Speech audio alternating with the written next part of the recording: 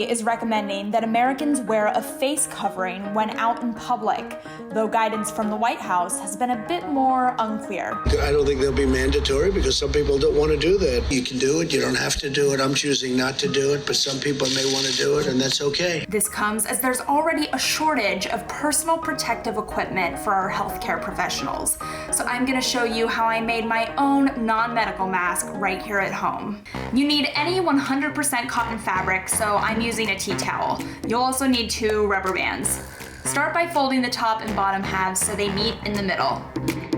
Flip it over and repeat. Add your rubber bands to the ends. Fold your ends into the middle, and you've got your own make-at-home mask. Now I'm gonna call up my colleague John Lowerman to ask him to check my work on this mask. First, can you tell me why we're suddenly hearing that we should be wearing masks?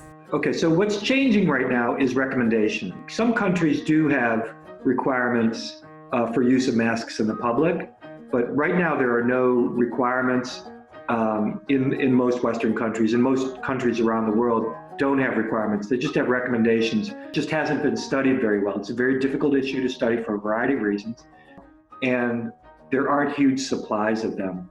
So the idea is that they should be reserved for the people who know how to use them and really need them, and that's mainly for healthcare professionals. And is the mask more for protecting others than yourself? You know, it's a barrier. To some degree, the mask may block droplets coming toward you, but it's much better established that the mask blocks you from expelling those droplets.